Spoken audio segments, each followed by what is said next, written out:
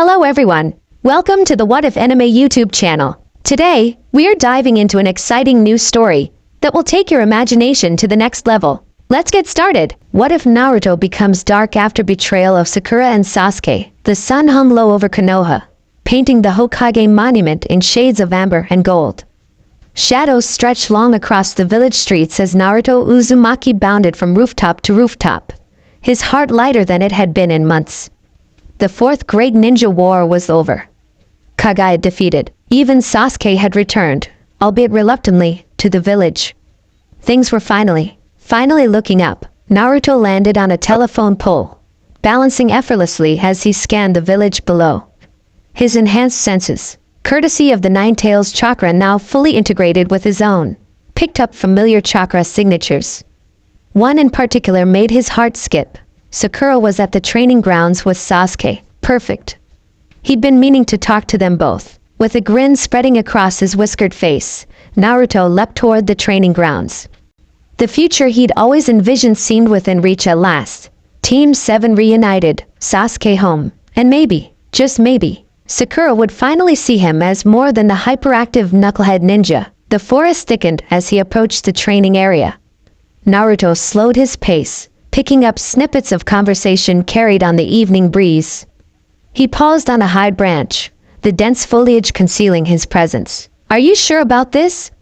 Sakura's voice, uncharacteristically hesitant. "I've never been more certain."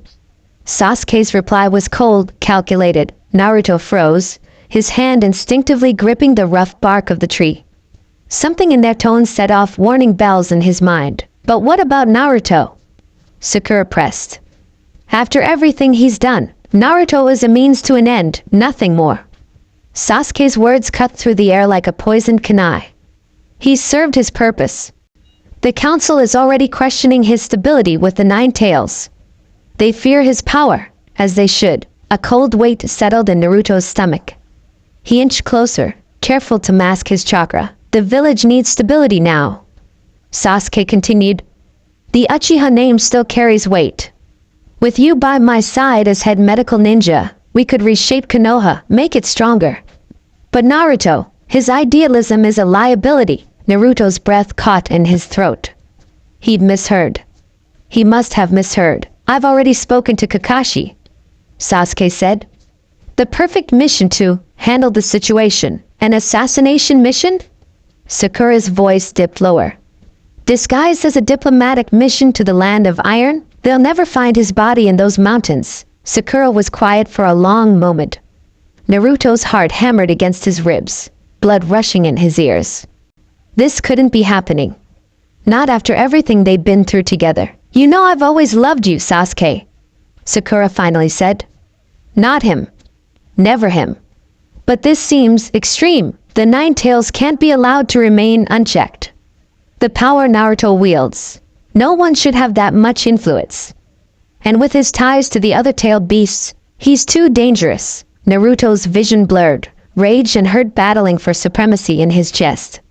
He gripped the tree so hard that bark splintered beneath his fingers. "After the mission, we move forward with our plans," Sasuke continued. "The village council already favors me as the next Hokage candidate. With Naruto gone, I understand." Sakura's voice hardened with resolve. For the future of the village, something shattered inside Naruto. Something fundamental that had kept him anchored through every hardship. The unwavering belief in his friends. The certainty that no matter how dark things got, Team 7's bonds would hold. A twig snapped beneath his foot. The conversation below ceased instantly. "Someone's here," Sasuke hissed, his Sharingan activating with a flare of chakra. Naruto didn't wait.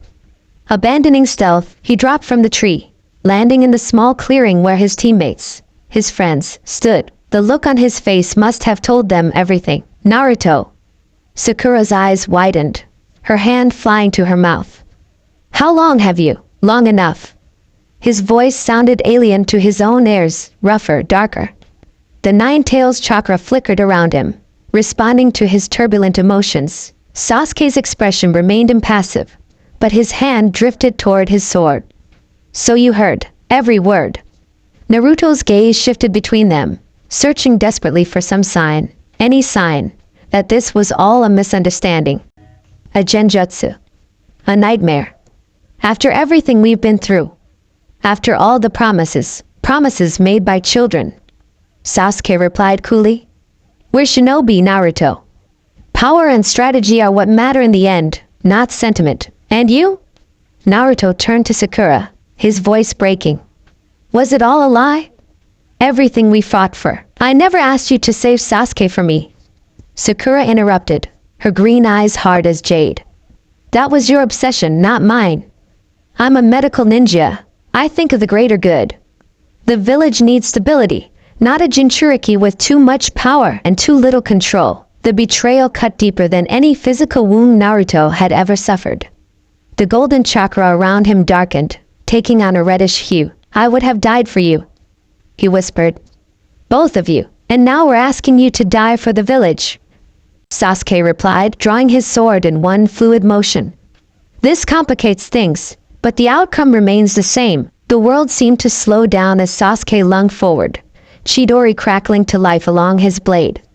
Sakura circled to the right, chakra glowing around her fists. Team 7, fractured beyond repair. Something snapped inside Naruto. A final thread of restraint. The Nine Tails chakra erupted around him. Not the controlled golden glow he mastered, but something wilder, darker. His canines lengthened, nails sharpening to claws. You want to see lack of control? Naruto growled, his voice overlaid with Kurama's deeper tones. I'll show you what that really means. The explosion of chakra that followed leveled trees for 100 yards in every direction. When the dust settled, Naruto stood alone in the crater, blood dripping from his claws. Sakura lay unconscious at the edge of the destruction, her body battered but alive. Of Sasuke, there was no sign, only a trail of blood leading into the forest, and the lingering scent of ozone from a hastily executed teleportation jutsu. Naruto looked down at his hands, at the blood staining his skin. Something fundamental had changed within him. The boundless optimism that had defined him for so long lay shattered at his feet. In its place, something darker took root. If they want a monster, he whispered to the empty clearing, I'll give them one. The last rays of sunlight vanished behind the Hokage monument, plunging the forest into darkness. And in that darkness, Naruto Uzumaki made a new promise to himself, one born not of hope, but of vengeance. Konoha would soon learn what it meant to betray the one they had feared all along. Kakashi Hatake stood before the Hokage's desk, his visible eye betraying nothing of his thoughts. Tsunade's office was bathed in the pale light of dawn, casting long shadows across the room. Tell me again, Tsunade said, her voice tight with controlled fury. Exactly what happened. The training ground was destroyed, Kakashi replied evenly. Sakura was found unconscious with significant chakra burns and internal injuries. Sasuke managed to escape with severe wounds. He's in critical condition at the hospital. And Naruto. He hesitated. Naruto is gone. Tsunade pressed her fingers to her temples. And you had no knowledge of this plan they concocted? None, Lady Hokage. Kakashi's voice remained steady, though the slight tightening around his eye suggested otherwise. Though I've had my suspicions about Sasuke's ambitions since his return. Suspicions you failed to report. Tsunade snapped. She slammed her fist on the desk, splintering the wood. Damn it! How could those two be so foolish? To plot against Naruto, of all people, they feared his power. Chizun interjected softly from the corner of the room. The council has been whispering about it for months. After what happened with Pain, after the war, some believe he's too powerful to be left unchecked. And now we have a Jinchuriki with unprecedented power, wounded by the deepest kind of betrayal, loose in the shinobi world. Tsunade's honey-colored eyes blazed. Find him, Kakashi. Before he does something we'll all regret. Kakashi bowed slightly. And when I find him, the question hung heavy in the air. Bring him home if you can, Tsunade finally said. If not, she didn't finish the thought. She didn't need to. As Kakashi turned to leave, the door burst open. Shikamaru Nara stood in the doorway, his usually bored expression replaced by one of barely contained urgency. Lady Tsunade, he said, his breathing heavy from running. We've received reports from the border patrol. A contingent of Cloud Ninja has been attacked. No survivors, and you're bringing this to me because... Tsunade raised an eyebrow. Because the bodies were surrounded by scorched earth in a spiral pattern. Shikamaru's gaze was grim. And there were traces of red chakra that burned through everything it touched. The room fell silent. It's begun. Tsunade whispered. Outside, storm clouds gathered over Konoha. Miles away, deep in the forest bordering the land of lightning, Naruto sat cross-legged atop a moss-covered boulder. Rain pelted his bare shoulders, plastering his blonde hair to his forehead, but he didn't seem to notice. His eyes, no longer the bright blue that had once reflected his indomitable spirit, but tinged with red, stared unseeingly into the distance. They would have killed you, Kit. Kurama's voice resonated within his mind, softer than usual. You did what was necessary. I didn't come to them for comfort. Naruto replied aloud, his voice hollow. They came for me. Cloud Ninja, thinking they could claim the reward already on my head. The world moves quickly when it fears something. Naruto's lips twisted in a bitter smile. They've always feared me. I was just too blind to see it. He uncurled his fingers, revealing a crumpled bingo book page. His own face stared back at him, alongside a description. Naruto Uzumaki, S-class threat, approach with extreme caution. Wanted for questioning regarding the attack on fellow Leaf Shinobi. Not even a full day, and already he was branded a criminal. All those years, Naruto whispered. Fighting to protect them. Bleeding for them. And how quickly they turn. What will you do now, Naruto? Kurama asked, genuine curiosity in the ancient fox's voice. Naruto closed his eyes, feeling the rain wash the dried blood from his skin. I'm done trying to earn their acceptance, he said finally. I'm done being their weapon, their savior, only to be discarded when convenient. If Konoha wants peace and stability so badly, I'll show them what real chaos looks like. Within his mindscape, Kurama's massive form shifted, tails swishing with interest. And your precious people? The ones who haven't betrayed you? Flashes of faces appeared in Naruto's mind. Irika, who had acknowledged him first. Gaara, who understood his pain. Hinata, who had always seen his worth. Jiraiya, who had believed in him until the end. They'll have to choose sides, Naruto replied, hardening his heart. No more middle ground. He stood, allowing Kurama's chakra to flow freely through his system. It felt different now, darker, wilder, yet somehow more in sync with his own. First, he said, we need information. About the village, about who supported Sasuke's plan, about the council's machinations, and where will you find such intelligence? Naruto's expression darkened. From the one person who's always had his fingers in Konoha's darkest secrets. The one who offered me power once before, Orochimaru. Kurama growled. You would trust the snake Sannin? Trust? Naruto laughed, a harsh sound devoid of humor. No. But use him? Absolutely. He leapt from the boulder, moving with inhuman speed through the storm-lashed forest.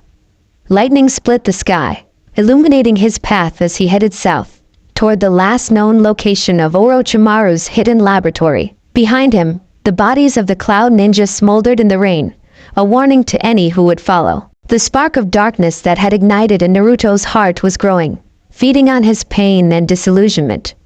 The will of fire that Konoha had instilled in him still burned, but it had transformed into something unrecognizable, something that would consume everything in its path. The abandoned laboratory reeked of chemicals and decay. Water dripped from cracked ceiling tiles, forming putrid puddles on the stone floor. Naruto moved silently through the dimly lit corridors, his senses alert for traps or guards. He found neither. Only emptiness and the lingering scent of snake. I know you're here. Naruto called into the shadows. You're too paranoid to abandon a facility without monitoring it. Silence answered him, stretching long enough that a less patient man might have doubted himself. But Naruto waited, still as stone, his chakra tightly controlled. My. A silky voice finally emerged from the darkness. What an unexpected visitor I have. Orochimaru materialized from the shadows as if birthed by them, his pale face a mask of calculated amusement.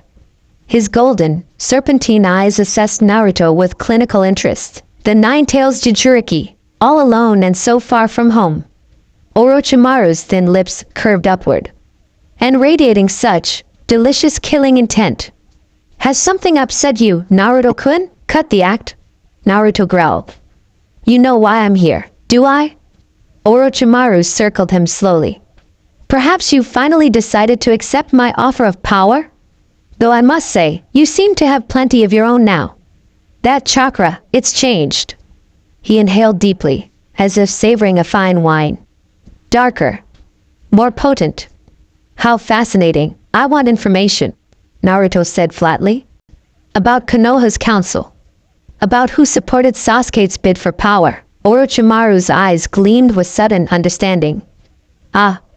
So that's what drove the hero of Konoha to my doorstep. He chuckled softly. Betrayal has a distinctive flavor, doesn't it? Bitter at first, but clarifying in the end. Will you help me or not? Naruto's patience wore thin, Kurama's chakra flickering around him like crimson lightning. Information has its price, Naruto-kun. Orochimaru's tongue flicked out, tasting the air. What do you offer in exchange? Naruto reached into his pocket and withdrew a small scroll. Forbidden jutsu from the Uzumaki clan archives.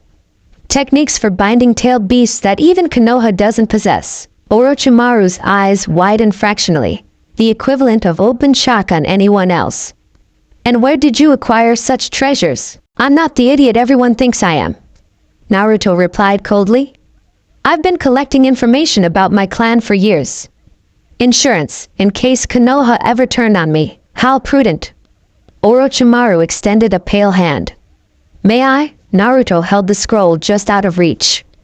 Information first. The Sanin's smile widened. Very well.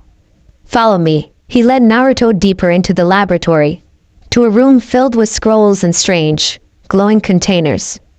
At the center stood a table with an intricate map of the 5 great nations, markers indicating hidden bases and secret paths. Sasuke's plan wasn't entirely his own. Orochimaru began, tracing a long finger over Konoha's location on the map. The seeds were planted by Danzo before his death, contingencies within contingencies.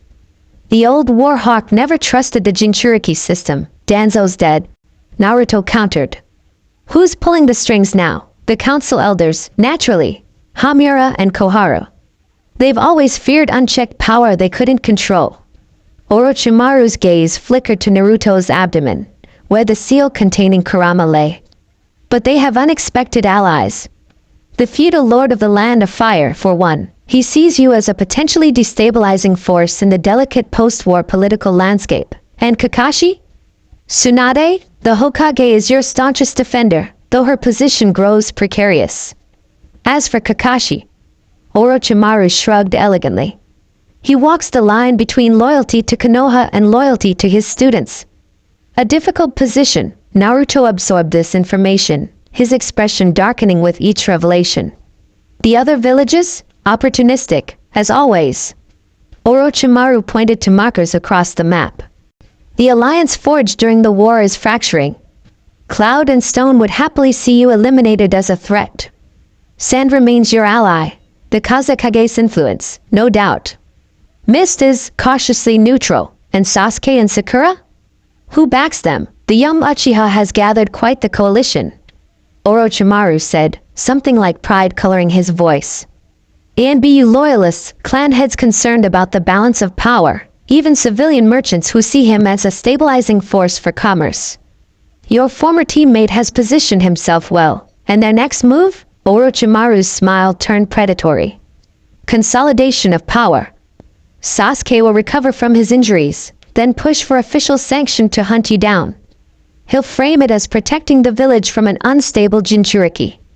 And with you conveniently labeled a rogue ninja, they can kill me without consequence. Naruto finished. His fists clenched, chakra swirling visibly around them. Precisely. Orochimaru studied him with naked curiosity. What will you do with this information, I wonder? Run? Hide? Or something far more interesting? Naruto was quiet for a long moment, his gaze fixed on the map. When he finally looked up, his eyes had shifted, the blue almost entirely subsumed by crimson. I'm going to tear their world apart, he said, his voice deadly calm.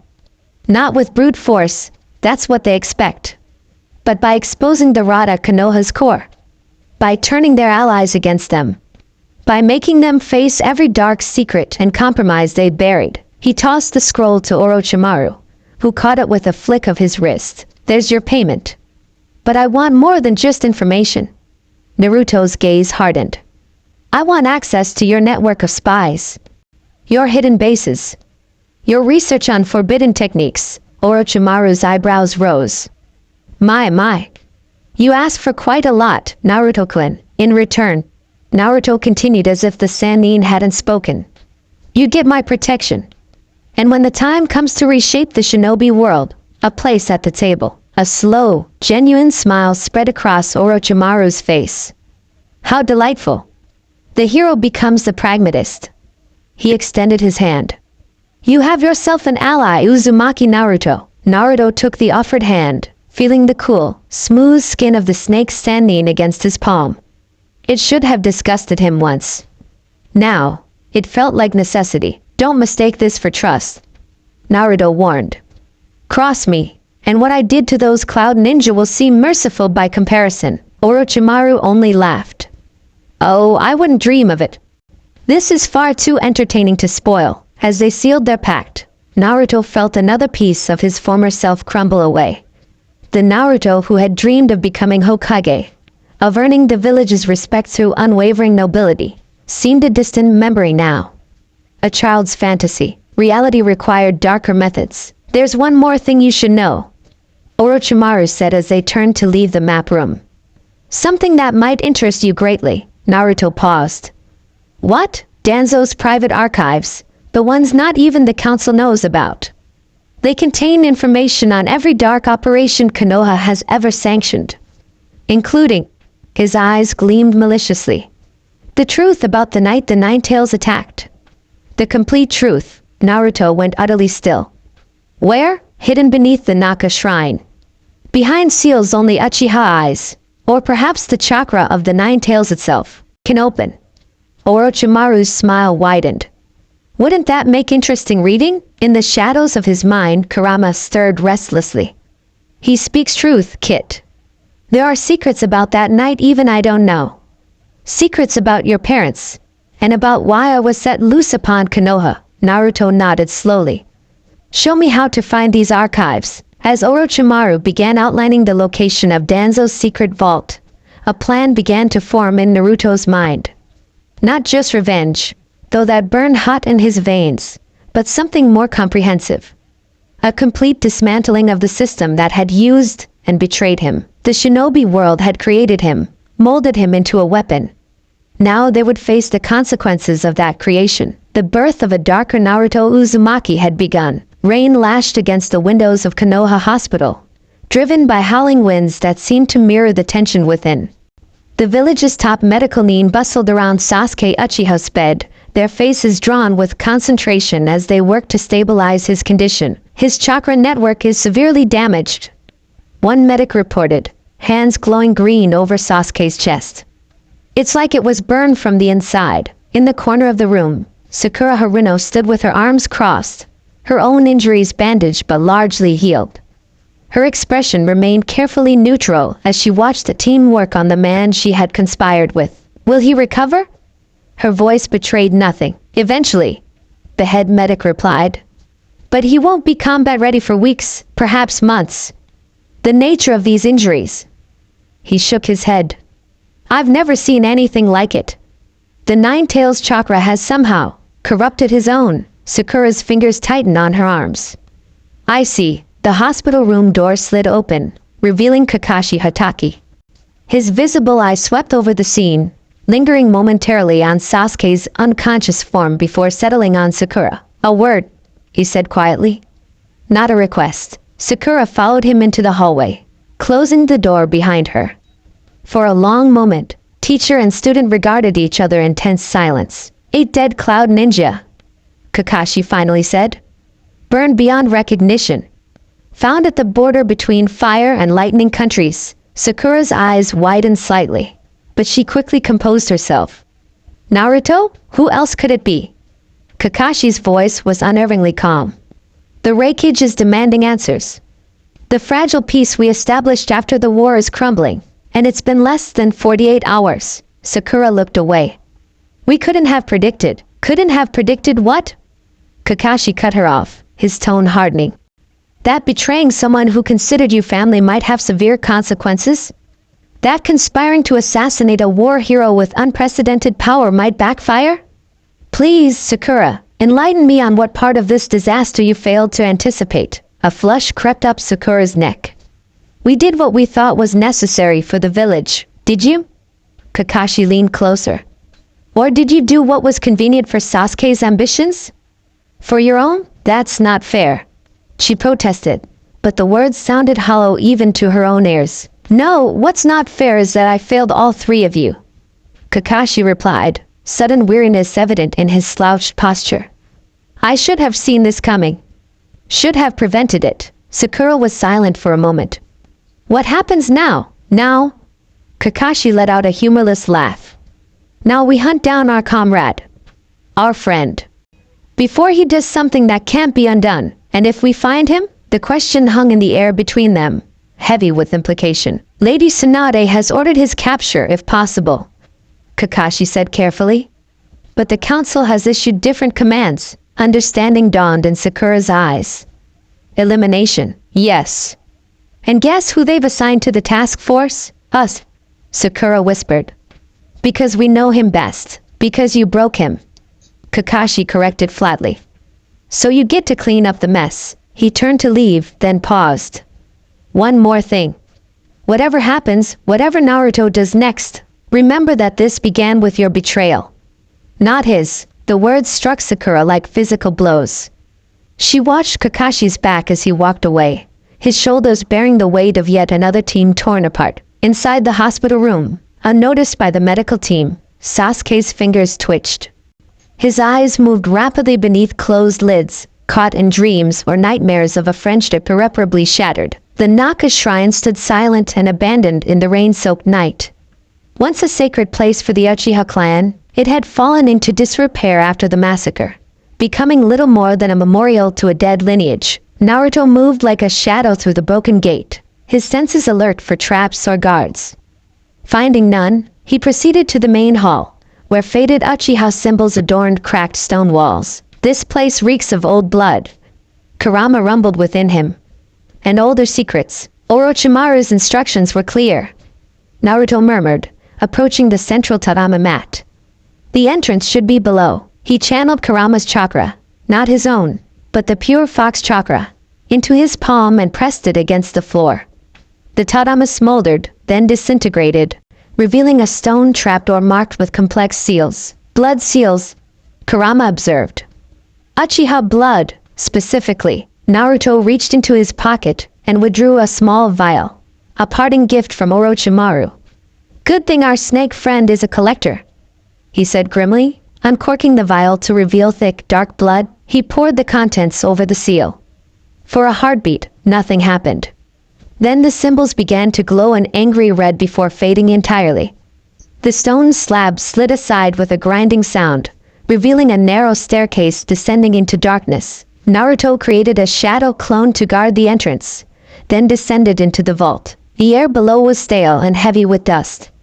Naruto lit a small flame in his palm, a technique he'd rarely had use for before, illuminating rows of shelves filled with scrolls, books, and strange artifacts. Danzo's private collection, he whispered. The secrets Konoha never wanted found. He moved methodically through the archive, scanning labels and contents. Most were records of assassinations, coups orchestrated in neighboring countries, blackmail material on feudal lords and rival villages. The dirty underbelly of Konoha's pristine reputation. Then, in the furthest corner, he found what he sought, a sealed chest marked with the symbol of the Hokage's office and a single date. The night the Nine Tails attacked the village. Naruto's hands trembled slightly as he broke the seal. Inside lay a thick folder, and what appeared to be a mask. White porcelain etched with strange markings. He opened the folder first. Operation Containment. The header read. Subject, Chubi no Kitsune. Primary targets, Minato Namake's Kushina Uzumaki. Naruto's breath caught.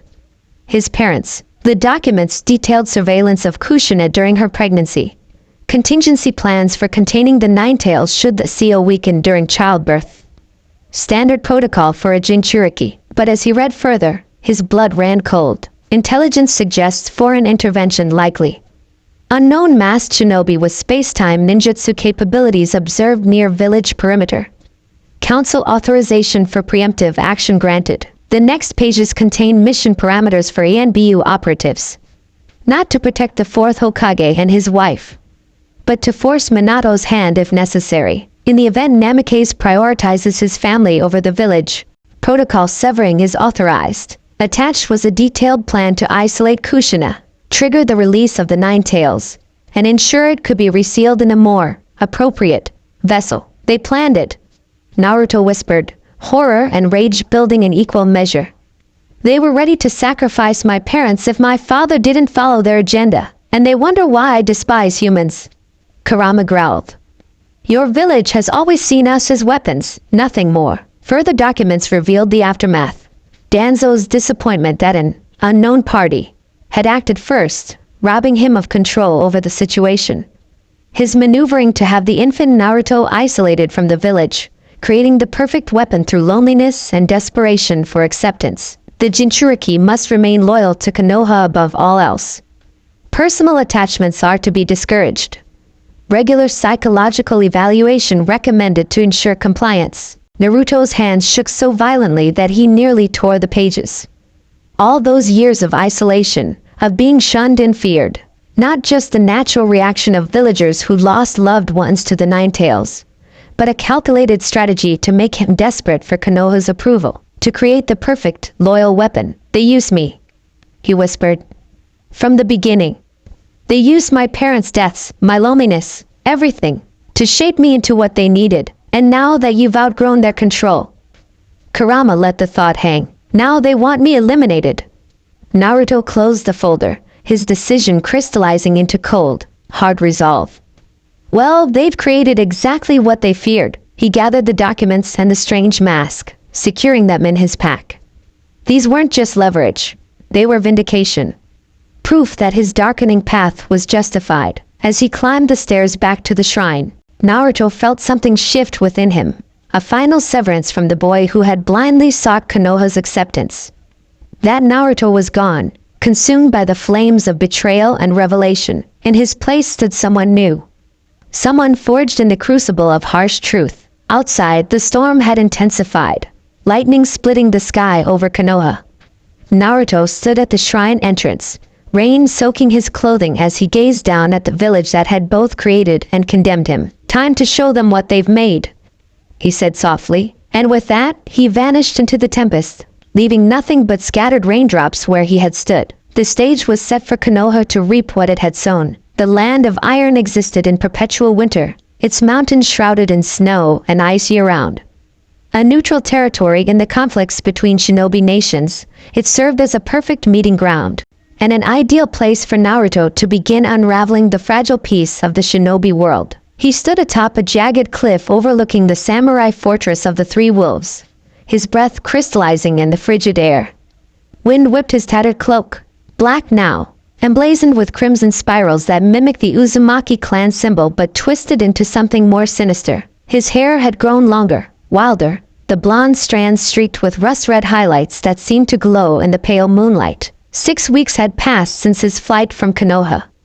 6 weeks of careful planning, of gathering intelligence, of making connections with those who harbored resentments against the hidden villages.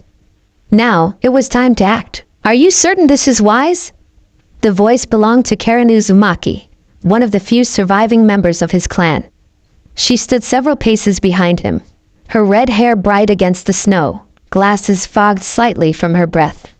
The 5 Kage Summit is the most heavily guarded event in the shinobi world, which makes it the perfect stage, Naruto replied without turning.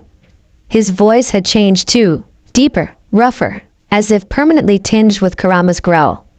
Every major player in one place. Karen adjusted her glasses nervously. When Naruto had appeared at Orochimaru's northern hideout a month ago, offering her protection and purpose as a fellow Uzumaki, she'd been skeptical. But the dark charisma he now exuded, so different from the boisterous boy she'd glimpsed during the war, had proven compelling. "Sir Jetsu and Yugo are in position," she reported. "The security routes are mapped, and we've identified the weak points in the sensor barrier." Naruto nodded. "And our special guest?" Karen's expression soured. "Waiting at the rendezvous point, as agreed. Though I still don't trust him." "You don't need to trust him." Naruto finally turned, his eyes gleaming red in the darkness. "You just need to trust me." Below them, the fortress glittered with lights, samurai guards patrolling the walls in precise formations. Inside those walls, the leaders of the 5 great shinobi nations were gathering to address the growing crisis. The rogue Jinchuriki who threatened the hard-won peace of the alliance. Little did they know, he was about to walk right through their front door. Inside the central chamber of the fortress, tensions ran high. The 5 Kage sat around the circular table, their bodyguards positioned strategically around the perimeter of the room. Nifune, the elderly general of the Land of Iron, presided over the gathering with a grave expression. "We must address the Uzumaki situation directly," Darui, the newly appointed Raikage, was saying. His normally languid demeanor had hardened into something more severe. 8 of my shinobi slaughtered at the border. Intelligence reports placing him in contact with Orochimaru, the formation of what appears to be a new organization composed of rogue elements from various villages. An organization that includes several Uzumaki clan survivors. The former Raikage who had come as advisor to Darui, added gruffly. "Gathered for what purpose, we can only speculate." Gaara, his pale green eyes shadowed with concern, leaned forward. "Before we continue treating Naruto as an enemy, we should consider what drove him to this point." The young Kazekage's voice remained calm, but carried an undercurrent of steel. "My intelligence suggests the initial conflict arose from a plot within Konoha itself." All eyes turned to Tsunade, who sat with her hands clasped before her face, her expression thunderous. "The actions of Sasuke Uchiha and Sakura Haruna were not sanctioned by Konoha leadership," she stated flatly. "They acted on their own initiative, possibly influenced by elements of the council." "Convenient," Kuratsuchi, the Tsuchikage, drawled. "But the fact remains that 2 of your most prominent shinobi conspired to assassinate the hero of the 4th war. And now that hero has gone rogue, with the power of the 9 Tails fully at his command, a threat that Konoha created." Chojuro, the soft-spoken Mizukage, added. "And therefore, Konoha should bear the primary responsibility for containing." Tsunade slammed her fist on the table, cracking the thick stone. "You speak as if we haven't been hunting him for weeks. As if I didn't send our best tracking teams. Your best isn't good enough." Darui interrupted coolly. "The disruption to commerce alone justifies a unified response. Traders refuse to move between countries for fear of encountering him. Mission requests have plummeted. The stability we fought for is unraveling. Perhaps." A new voice cut through the chamber. "You should ask me directly what I want." Every head whipped toward the entrance. Guards reached for weapons, bodyguards moved protectively toward their kage. Naruto Uzumaki stood in the doorway, flanked by Karen and a hooded figure. He wore no headband, his forehead bare except for the natural creases that formed as he surveyed the room with crimson-tinged eyes. "Impossible," I growled. "The sensor barrier is impressive," Naruto finished, stepping into the room with casual confidence. "But not designed to keep out someone who absorbed fragments of chakra from all 9-tailed beasts." Gaara rose slowly from his seat, surprise and something like hope flickering across his normally impassive features. Naruto's gaze softened fractionally as it landed on the Kazekage. "Gaara, you look well. How dare you walk in here?"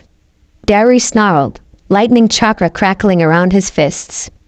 "After what you did to my shinobi." "Your shinobi," Naruto replied evenly, "were sent to assassinate me, with orders signed by you." He reached into his cloak and withdrew a blood-stained scroll, tossing it onto the table. "Did you think I wouldn't notice the Cloud Village's official seal?" Darui's expression faltered. I turned a sharp glance at his successor. "You're a threat to stability." Darui recovered, though less certainly. The council. Naruto interrupted, his voice dropping dangerously. "Always the shadowy councils and elders, making decisions that send others to die." His eyes swept the room. How convenient that none of them are present today. What do you want, Naruto? Tsunade asked, her voice tight with suppressed emotion. Why come here? To deliver a message. And evidence. He nodded to his hooded companion. The figure stepped forward and lowered his hood, revealing the pale, angular face of Sai. Gasps echoed through the chamber. Explain yourself. Tsunade demanded, staring at her ANBU operative in shock. Sai's face remained expressionless, but his eyes held a new resolve. After investigating Sasuke and Sakura's plan, I discovered connections to operations dating back years. Operations designed to weaponize Naruto from childhood. Rude operations, Tsunade said, understanding dawning. Yes, Sai confirmed. But with approval that went beyond Danzo. The council elders. The feudal lord. Even. He hesitated.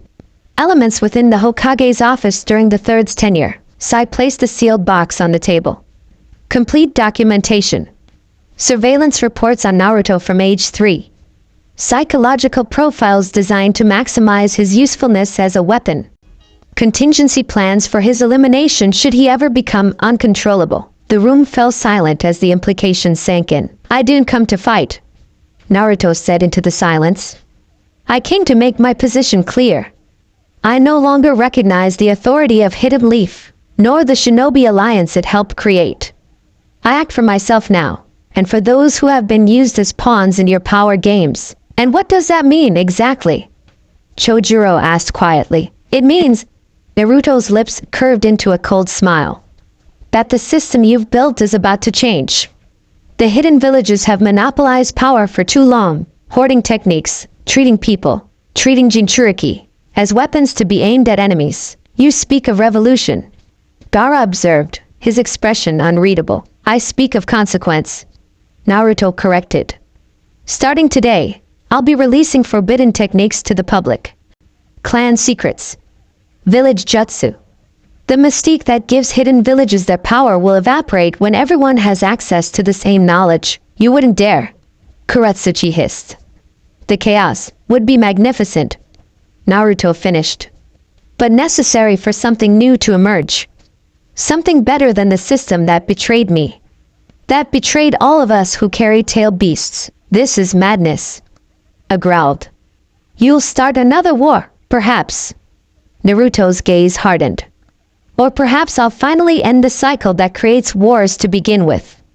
The cycle that treated my mother as a vessel, my father as a tool, and me as a weapon to be aimed at Konoha's enemies. He reached into his cloak one more time, withdrawing a 3-pronged kunai, one of the 4th Hokage's legendary Flying Thunder God weapons.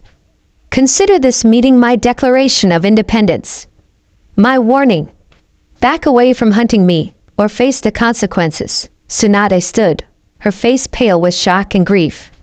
Naruto, please. Whatever Konoha has done, whatever mistakes we've made, this isn't you.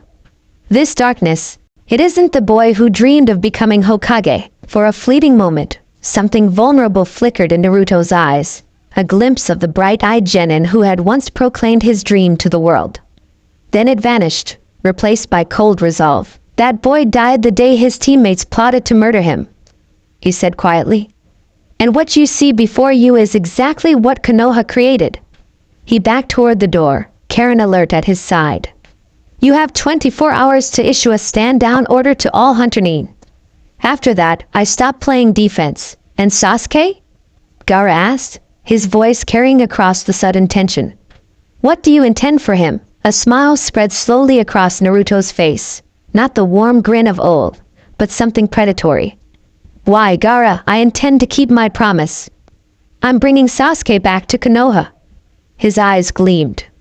Just not in the way anyone expected. Before anyone could move, Naruto flicked the kunai into the center of the table. The seal tag wrapped around its handle began to glow. Flying Thunder God, reverse summoning. He whispered. A blinding flash filled the chamber.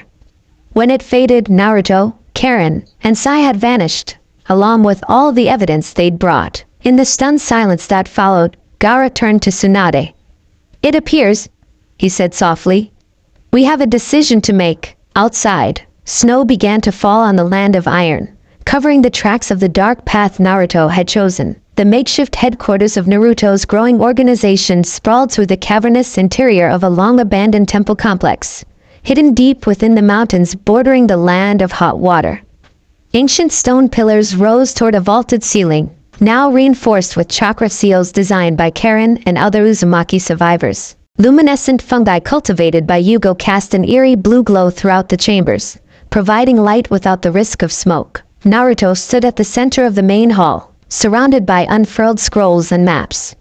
His fingers traced lines connecting hidden villages, feudal lords' castles, and trading routes. Red marks indicated targets, communications outposts, archives, supply depots.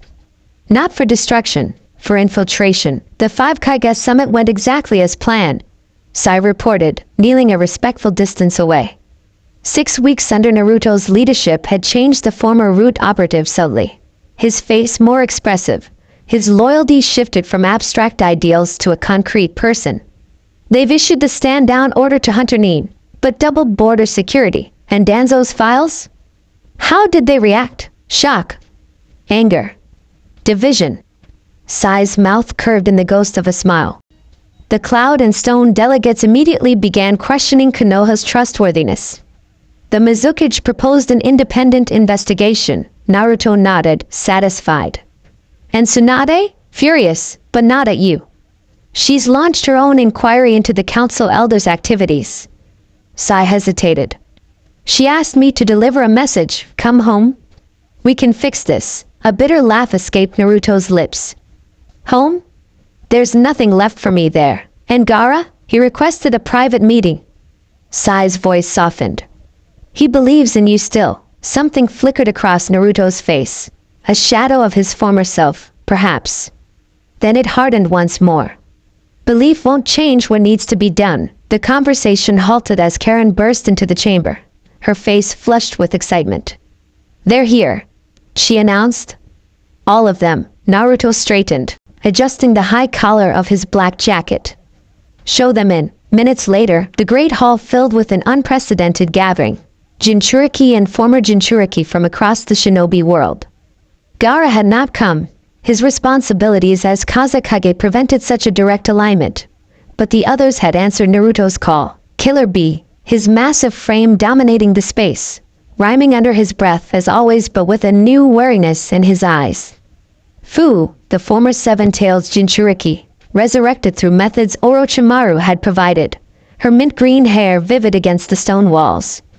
Utakata, the six-tails host, his bubble pipe held loosely between long fingers. Yugura, the former Mizukage and three-tails Jinchuriki, also restored to life, his childlike appearance belying the power and experience he possessed. Others came too, shinobi who had been cast out by their villages for failed missions or political convenience, clan members whose bloodlines had made them targets, survivors of experiments conducted by power-hungry leaders.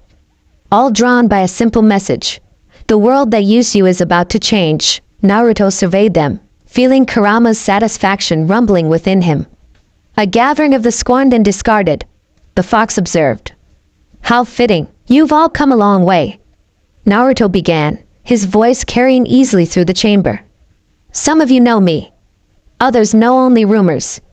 So let me be clear about what I'm offering. He stepped into the center of the gathered outcasts, crimson chakra flickering around him like a living aura. Not revenge, though some of you desire that. Not power, though that will come. What I offer is liberation.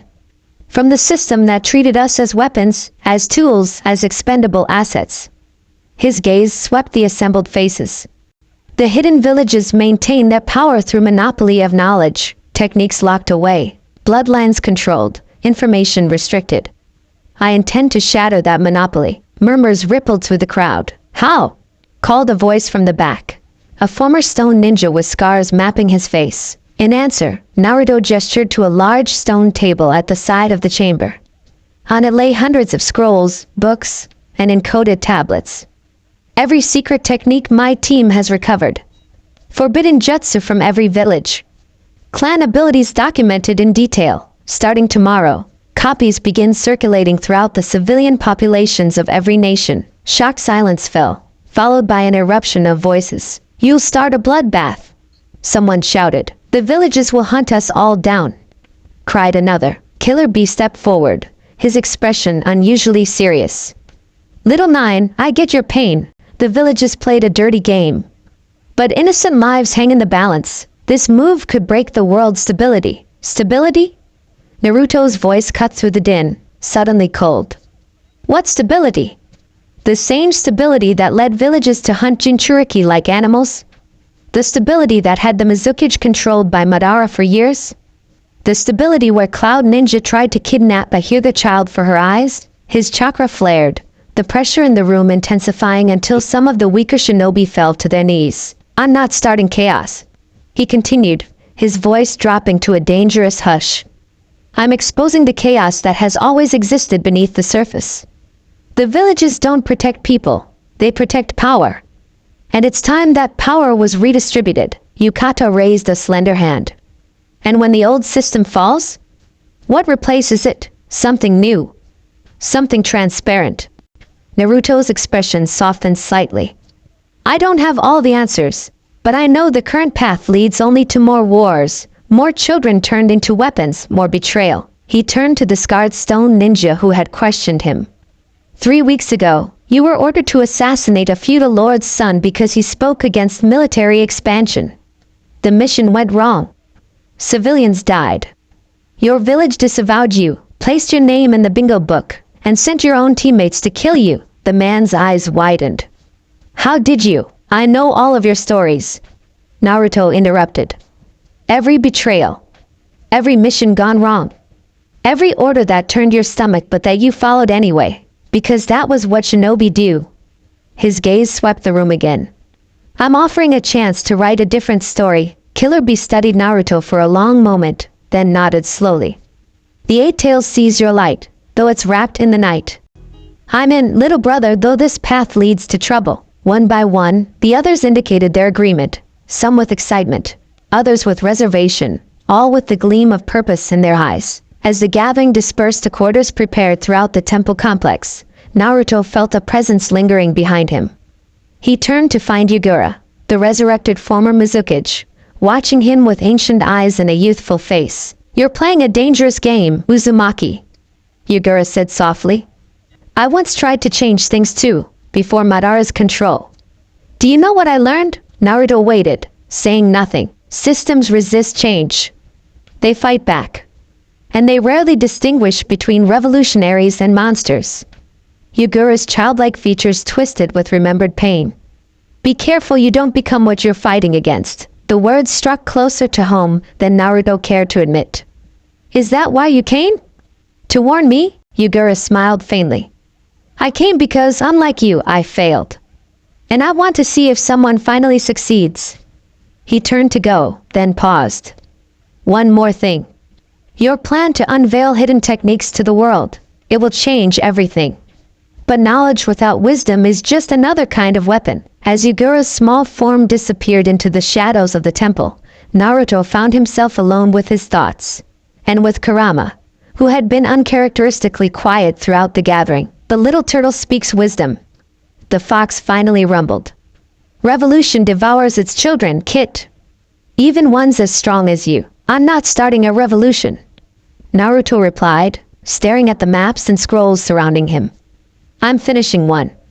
The one my parents began and died for. Your parents fought to protect Konoha. My parents fought to protect people. Naruto corrected sharply. Konoha was just the vehicle they chose. They never saw what was happening behind the scenes, how they were being used. He rolled up a map with a decisive motion. Besides, it's too late for second thoughts. The pieces are in motion. Indeed they are. Kurama agreed, an odd note in his ancient voice. But remember, even I, with all my hatred for humans, never sought to reshape their world. Only to be free of it, and that's exactly what I'm doing. Naruto said softly. Setting us all free. But as night fell over the temple and his followers settled into their new home, Naruto stood alone on a high balcony, gazing at the stars. Yugura's words echoed in his mind, merging with memories of a younger self who had seen the world in simpler terms, who had believed that determination and friendship could overcome any obstacle. That bright-eyed boy seemed like a stranger now, naive, foolish, blind to the darker currents that shape the world. Yet sometimes, in quiet moments like this, Naruto wondered if that boy had understood something he had forgotten. The thought troubled him more than he cared to admit. Konoha Hospital's rehabilitation wing echoed with the sounds of exertion and pain.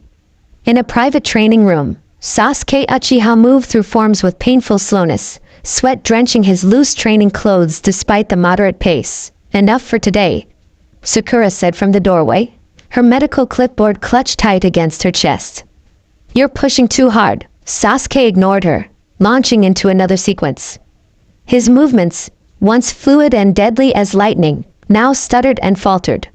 Halfway through a basic fire-style kata, his legs buckled beneath him. He caught himself on one knee, breath coming in ragged gasps. Damn it, he hissed, frustration twisting his aristocratic features. It's been 2 months. Why isn't it improving? Sakura approached cautiously, medical chakra already glowing around her hands. The damage Naruto inflicted was unprecedented. The Nine Tails chakra somehow corrupted your own chakra network. We're in uncharted territory. She knelt beside him, running diagnostic jutsu with practiced efficiency. Her touch was clinical, professional. The warmth that had once suffused her interactions with Sasuke notably absent. The council is growing impatient, Sasuke said, allowing her examination but staring fixedly at the wall. Naruto's organization grows stronger daily. The release of those forbidden scrolls in the Land of Waves has already caused 3 border skirmishes. The council should have listened to Lady Tsunade, Sakura replied, a hint of bitterness creeping into her voice. If they'd issued the stand-down order immediately instead of dithering for 3 days, it wouldn't have mattered. Sasuke cut her off. Naruto was never going to back down.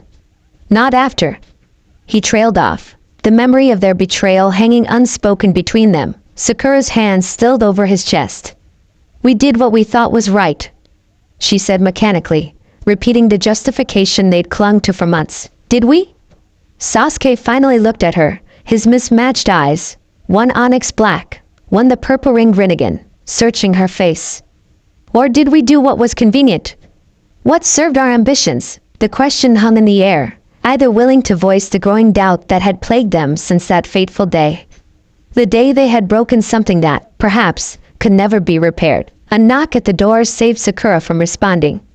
Kakashi entered, his slouched posture belying the tension evident in his visible eye. Tsunade has called an emergency meeting, he announced without preamble.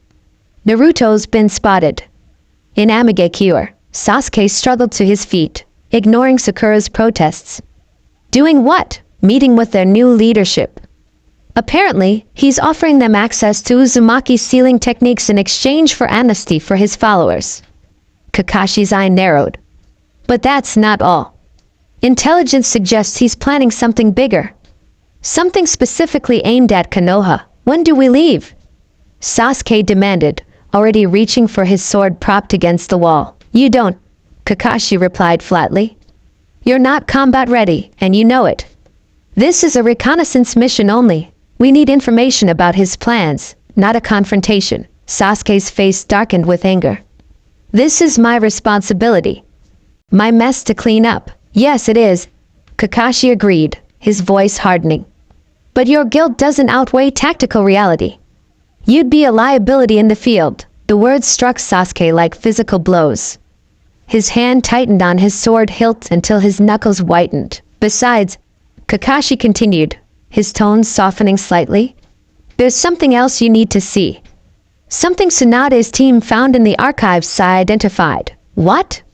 Sakura asked, stepping protectively closer to Sasuke. Kakashi's expression grew grim.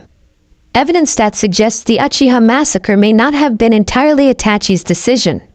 That the council may have ordered it. With the third Hokage's knowledge, Sasuke went utterly still, the color draining from his face. What did you say? He whispered. It seems, Kakashi said carefully, that Naruto isn't the only one Konoha has betrayed. The implications hung heavy in the air. If true, it meant that Sasuke's entire life, his quest for vengeance against his brother, his defection, everything that had led to this moment, had been built on a foundation of lies, just as Naruto's had been. Show me. Sasuke demanded, his voice deadly quiet, as Kakashi led them from the rehabilitation wing toward the Hokage Tower. None of them noticed the small, white snake that had been coiled in the corner of the training room. It slithered through a vent and out into Konoha's streets, carrying its intelligence back to its master, and through its master, to Naruto. The web of secrets, lies, and betrayal stretched further than anyone had imagined. And as those secrets unraveled, the foundation of the shinobi world trembled. Amigekyo lived up to its name, perpetual rain drumming against metal buildings that rose like industrial stalagmites from the sodden earth. Naruto stood on a high balcony of the tallest tower, letting the rain soak through his clothes, plaster his hair to his forehead. The constant downpour suited his mood, relentless, inescapable, transforming everything it touched. He sensed a presence behind him but didn't turn. "You have news, Karen?" "2 pieces," she confirmed, staying beneath the shelter of the doorway. "First, Orochimaru's spy in Konoha reports that Sasuke has been shown the Uchiha massacre files. He's not taking it well." A cold smile touched Naruto's lips. "As expected." "And the second? The team you sent to the land of whirlpools has returned. They found it, the main Uzumaki archive, hidden beneath the ruins. Sealed and intact." Now Naruto did turn, rain streaming down his face, eyes gleaming with triumph. "Perfect. Have them bring it directly to the northern hideout. I'll examine it personally." Karen hesitated, adjusting her glasses nervously. "There's one more thing. Hinata Hyuga was spotted near our western outpost. Alone." Naruto went perfectly still. "Alone? No ANBU escort? No backup? None that our sensors could detect." She made no hostile moves, just waited. As if she knew we were watching. Karen studied his face carefully. "She left a message. For you." "What message?" "The moon still sees the sun, even when the world is dark." Karen frowned. "What does that mean?" Naruto's expression softened almost imperceptibly. "It means she still believes in me." He turned back to the rain-drenched vista of Amigekyo. "Have Yugo escort her to the secondary base if she returns. No blindfold, no restraints. You trust her that much?" Karen couldn't keep the surprise from her voice. "Hinata has never betrayed me," Naruto said simply.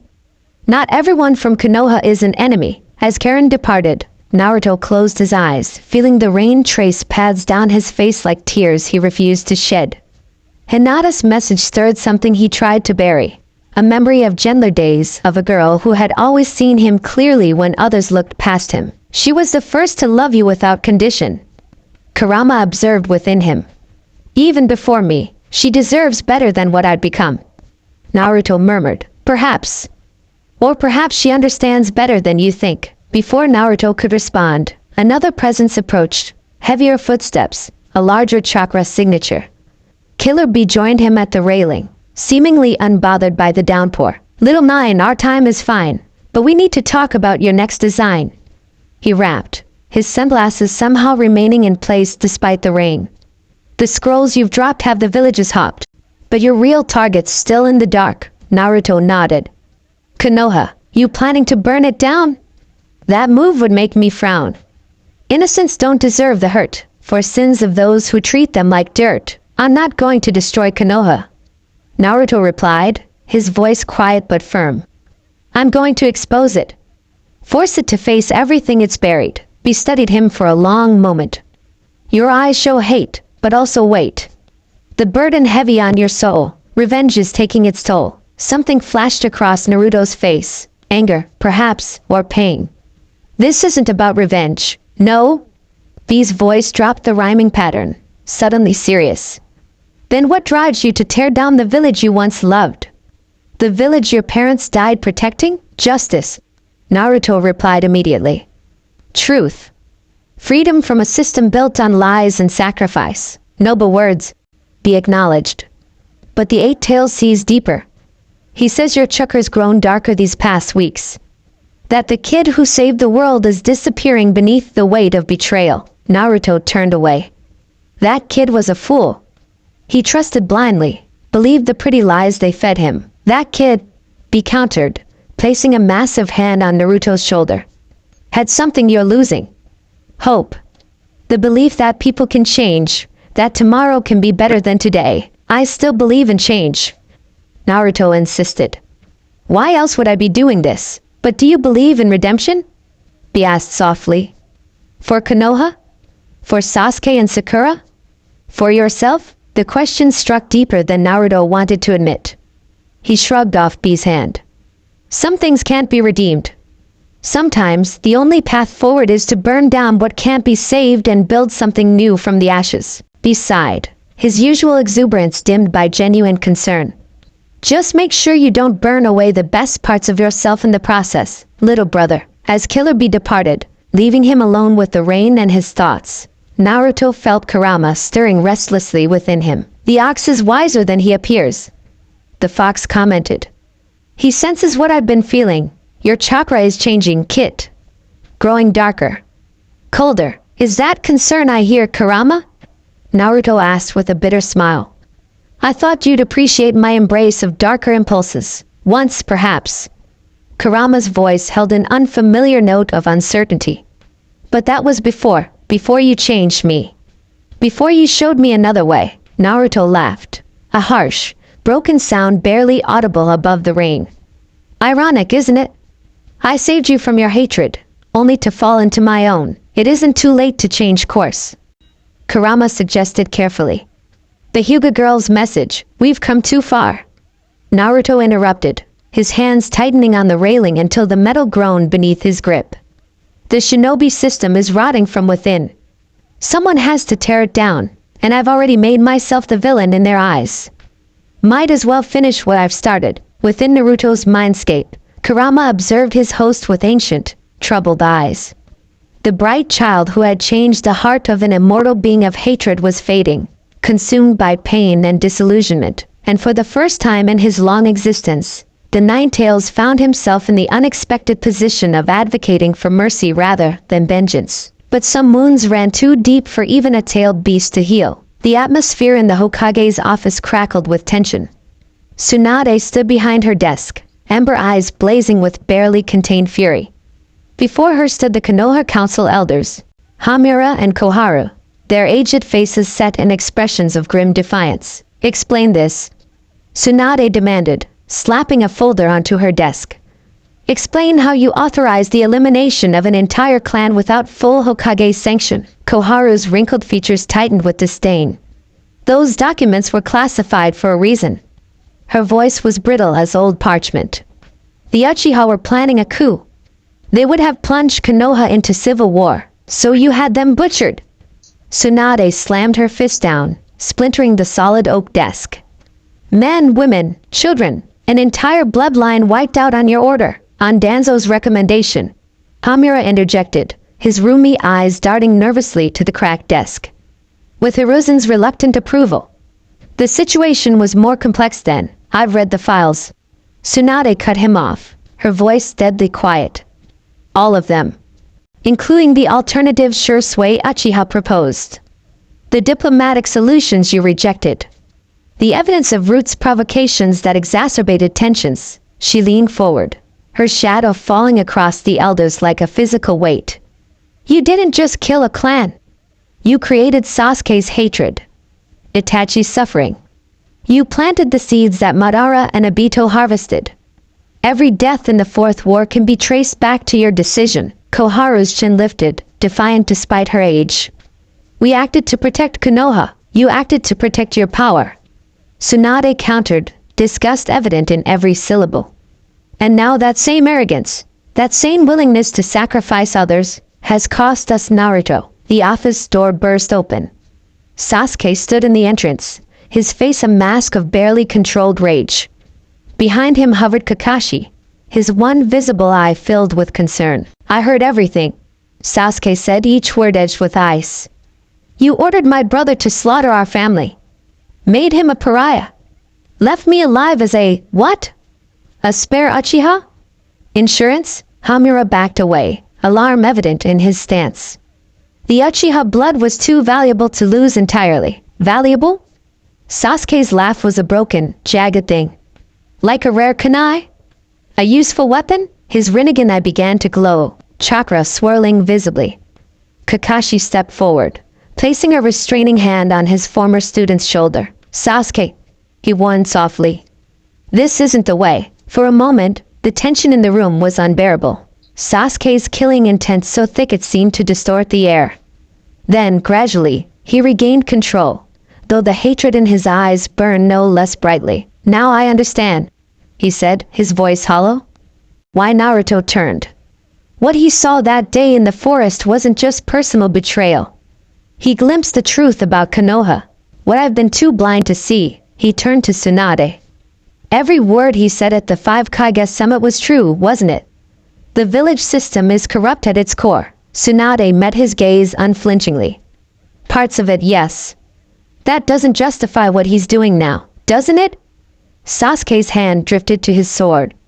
I hunted my brother for years based on a lie. I returned to a village that had orchestrated my clan's destruction. And then I conspired to kill the one person who never gave up on me. His voice cracked slightly. I've been a puppet all along, dancing on strings I couldn't even see. Koharu stepped forward, her aged face hardening. Your loyalty is to Konoha, Uchiha. Whatever past mistakes, my loyalty, Sasuke interrupted, eyes flashing dangerously, is to the truth. Something this village seems allergic to. He turned to leave, pausing at the threshold. I'm going to find Naruto. Not to kill him, to join him. Sasuke! Kakashi's voice cut through the stunned silence. Think about what you're saying. Naruto's organization has killed people. His actions threaten the peace we fought for. Peace built on lies isn't peace at all. Sasuke replied without turning. It's just a prettier prison. He glanced back, his mismatched eyes sweeping the room. Naruto understood that before any of us. I owe him the chance to explain his vision face to face. As he vanished into the corridor, Tsunade sank into her chair, suddenly looking every one of her decades. Assemble the Jonin Council, she ordered Kakashi, and placed the elders under house arrest. Her honey-colored eyes narrowed. It's time Konoha faced its shadows. Deep beneath the ruins of Uzushiogakure, surrounded by crumbling stone and salt air, Naruto knelt before an ancient vault door. Intricate seals, far more complex than anything he'd encountered before, spiraled across its surface, glowing faintly in the dim light. These are master-level Uzumaki seals. Karen breathed, her glasses reflecting the ethereal patterns.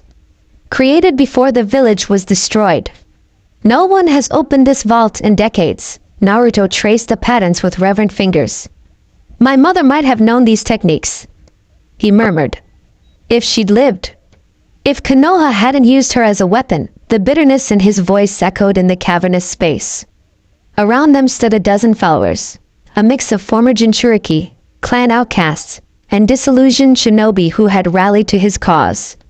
They watched in respectful silence as the two surviving Uzumaki confronted their heritage. It will take blood, Karen said, already withdrawing a kunai. Uzumaki blood, freely given. The inner seals will only respond to our chakra. Naruto nodded, extending his palm. The blade bit deep, crimson welling up immediately. He pressed his bleeding hand against the central spiral of the vault door. Karen did the same, her blood mingling with his on the ancient stone. For a moment, nothing happened. Then the seals blazed to life, lines of chakra racing along the patterns like lightning, the stone resonating with a deep, thrumming note that shook dust from the ceiling. Slowly, ponderously, the vault doors swung inward. Bring the lights, Naruto ordered, stepping through the doorway into absolute darkness. Luminescent crystals were raised high, illuminating a sight that took their breath away.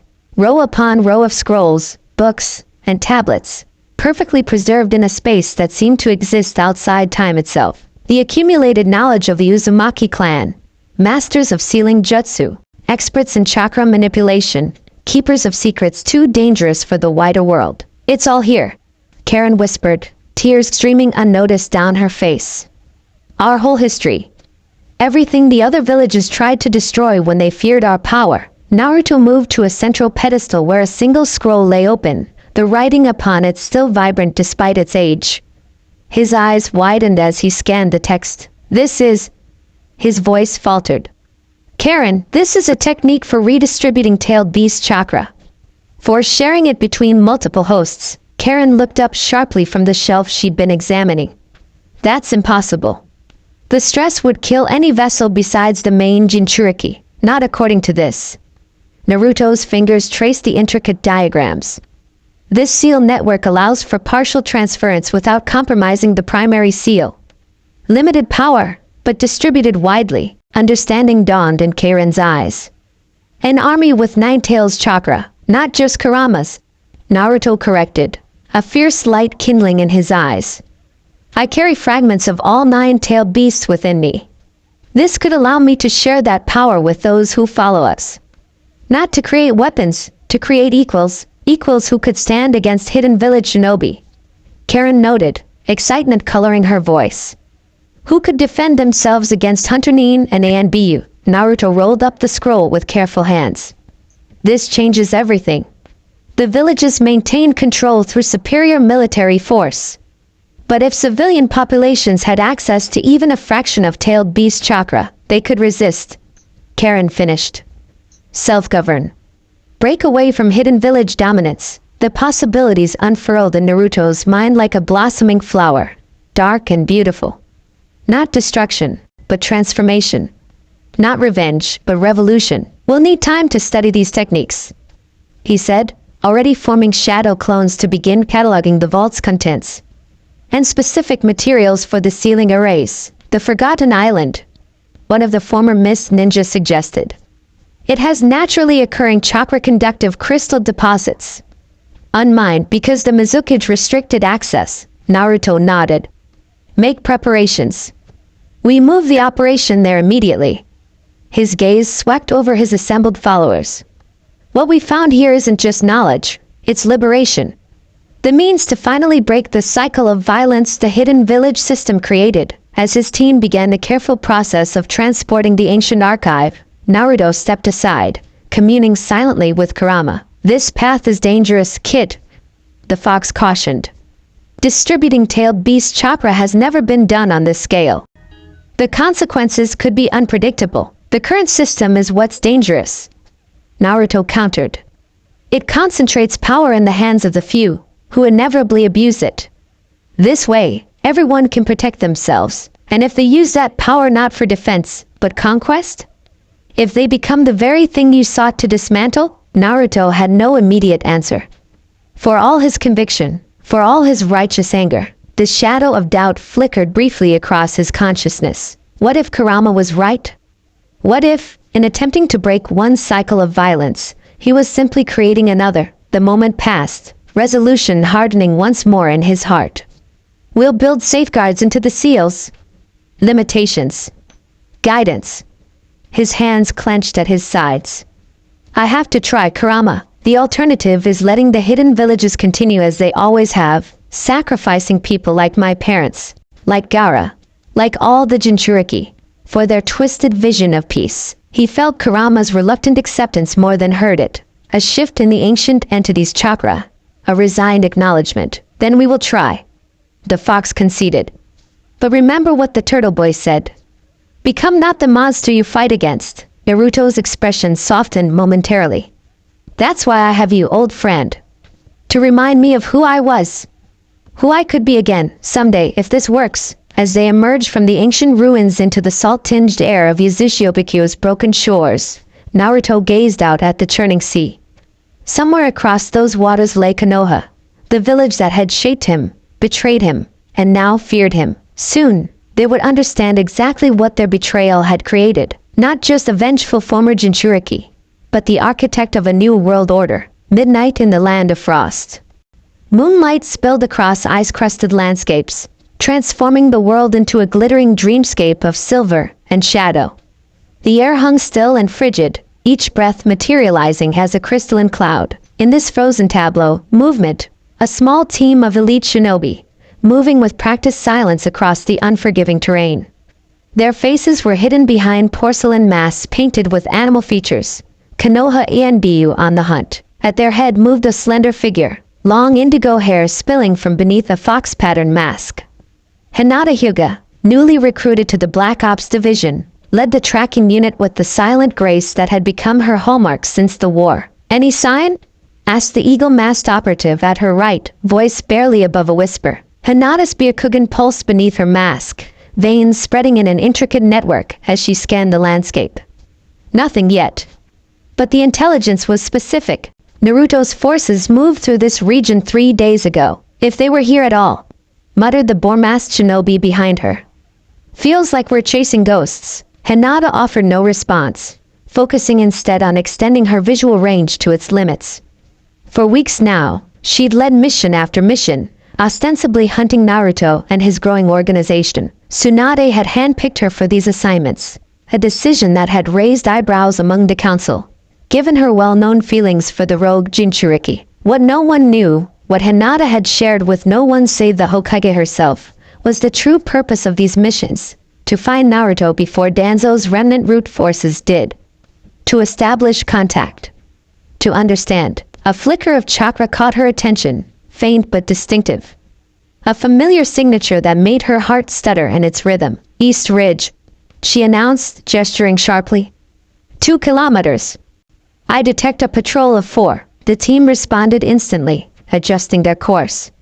They moved with synchronized precision through the frozen forests, breath misting in their wake, feet leaving barely a trace on the crystalline ground. Hinata led them unerringly toward the chakra signature, her mind racing beneath the calm exterior of her mask. If it was truly Naruto's people, or Naruto himself, what then? The ANBU squad expected capture or combat. They didn't know that their captain harbored different intentions entirely. They crested a ridge overlooking a small valley. Below, 4 figures traversed the open ground, one massive and instantly recognizable. Yugo of the Scales, the eagle-masked ANBU whispered. Confirmed associate of Naruto's organization. And the others? Asked the boar. Unknown. Hinata replied, though she recognized at least one. A former cloud ninja who had defected following the first wave of Forbidden Scroll releases. Hold position. I'll move closer for better reconnaissance. Before her teammates could object, she was gone, moving through the snow-laden branches with the silence of a shadow. The distance between her and her squad grew with each leap, precisely as she had planned. When she judged herself sufficiently separated, Hinata altered her course, circling to approach Yugo's group from a different angle.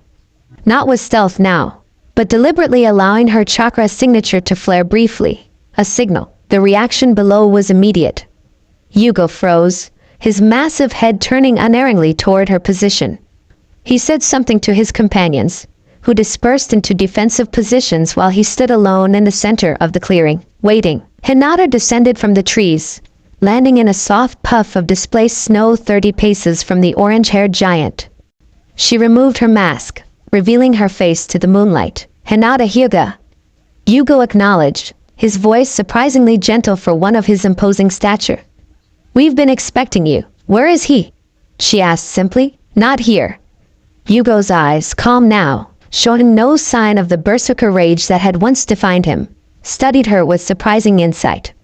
But he received your message. He sent me to bring you to him, if that's what you want. Hinata didn't hesitate. It is, and your ambutine will report that I pursued a suspect alone and didn't return. Her pale eyes betrayed no doubt, no hesitation. Tsunade will understand what that means. Yugo nodded slowly. You're abandoning your village, your clan, your life. Why? Hinata's gaze didn't waver. Because some bonds transcend loyalty to a system. Because I've watched Naruto suffer at the hands of that system his entire life. Her voice softened.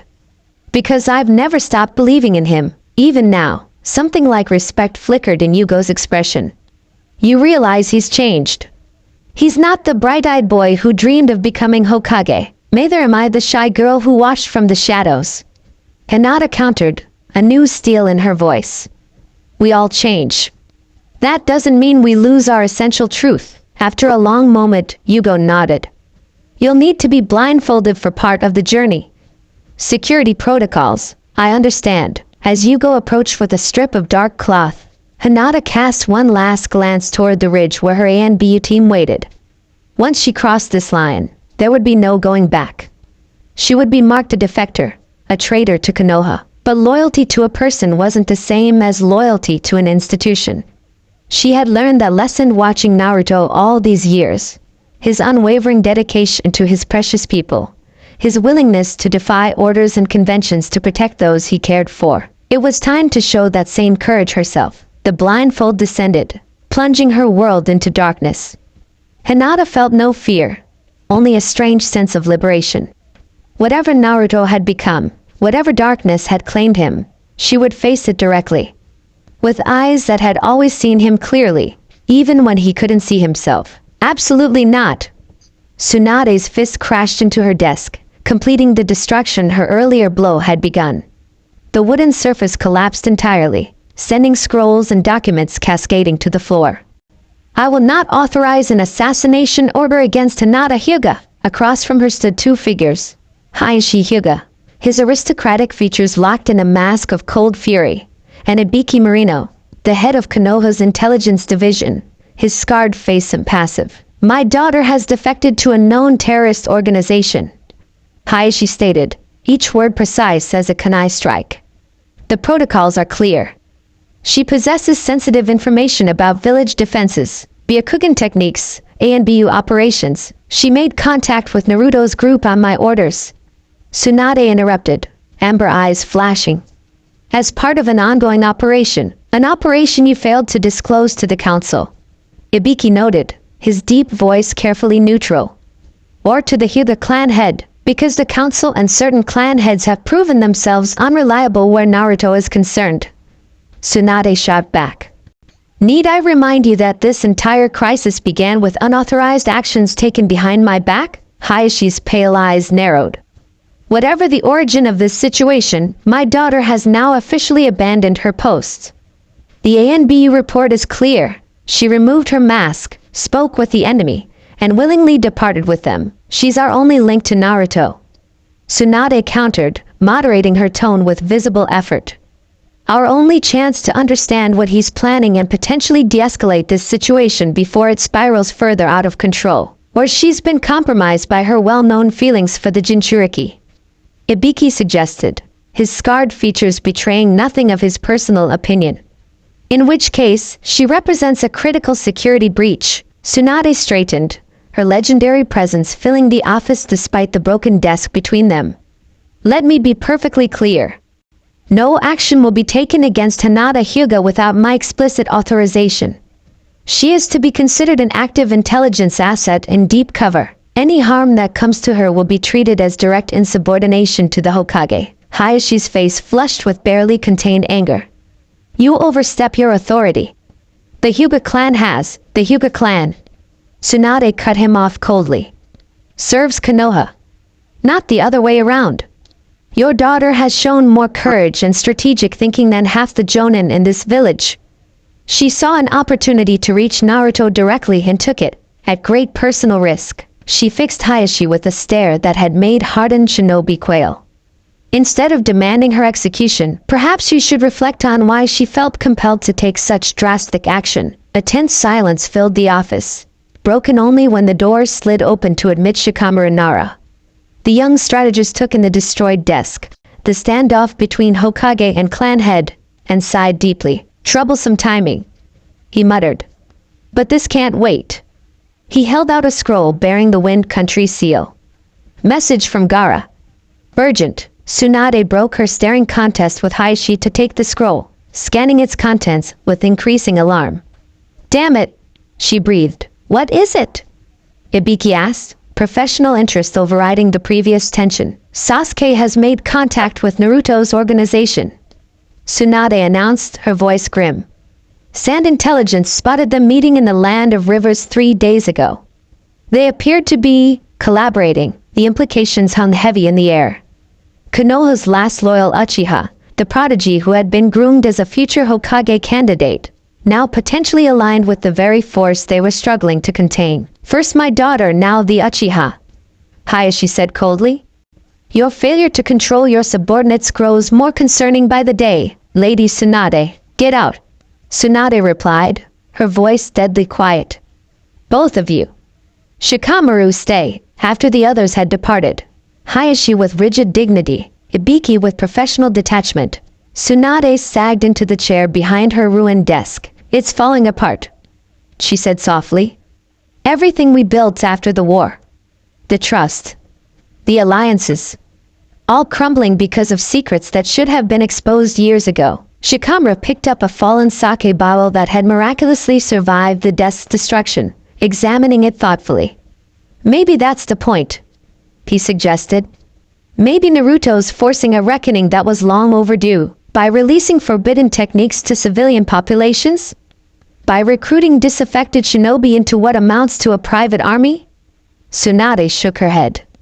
That's not a reckoning, it's chaos. Is it though? Sakura set the bottle down, his lazy expression belying the sharp intelligence in his eyes. Think about it. What has Naruto actually attacked since he left? Not people, information monopolies, power structures. The very systems that treated him as a weapon his entire life. He slouched against the wall, hands in his pockets. Troublesome as it is to admit, there's a method to what he's doing. He's not destroying the shinobi world. He's forcing it to evolve. Tsunade's eyes narrowed thoughtfully. You almost sound like you sympathize with him. I understand him. Sakura corrected carefully. And frankly, if I'd been through what he has, if I'd discovered my entire life was engineered to create the perfect village weapon, only to be discarded when I became too powerful to control. He shrugged. I might have done worse than release a few scrolls. Tsunade was silent for a long moment, turning Gaara's message over in her hands. If Sasuke and Hinata have both joined him, that changes the equation. Those two saw his betrayal from opposite sides, Sasuke as perpetrator, Hinata as loyal friend. If they both find merit in his cause now, then maybe we should be asking different questions. Sakura finished.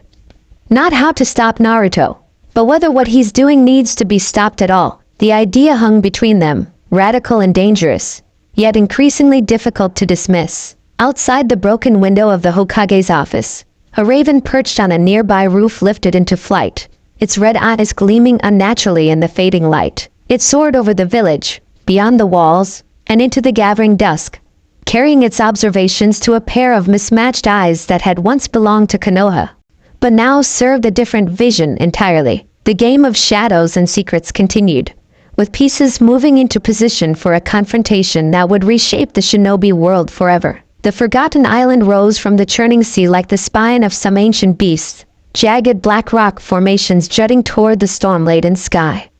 No natural vegetation softened its harsh contours. No conventional structures marred its primordial face. Only the elements had shaped this place: wind, water, and the strange chakra-infused crystals that erupted from its volcanic heart. It was here, in this desolate yet oddly beautiful location, that Naruto had established his true headquarters. Not in the abandoned temples that served as decoys, nor in the network of caves that housed many of his followers, but in a structure grown rather than built. A massive crystalline formation at the island's center, shaped through a combination of earth-style jutsu and Uzumaki sealing arts into a fortress that seemed to drink in the lightning that frequently struck its highest spires. Within the central chamber of this crystalline citadel, Naruto stood before an enormous sealing array etched into the floor. Concentric circles filled with spiraling script, connecting 9 smaller arrays that surrounded a larger central design. The entire pattern pulsed with a subtle glow, chakra flowing through the etchings like blood through veins. The integration is complete, Karen announced, adjusting her glasses as she studied the readouts from various monitoring seals placed strategically around the chamber. The crystal structure has fully bonded with the sealing array. It's stable. Naruto nodded, satisfaction evident in his crimson-tinged eyes. 7 weeks of non-stop work had culminated in this moment. The creation of a seal network unlike any the shinobi world had seen before. A system designed not to imprison tailed beasts, but to share their power in controlled, measured ways. Begin the first test, he ordered, moving to take his position at the center of the array. Around the chamber's perimeter stood his inner circle, Karen, monitoring the seal's stability. Yugo, whose natural ability to absorb natural energy had proven invaluable in stabilizing the crystal matrix.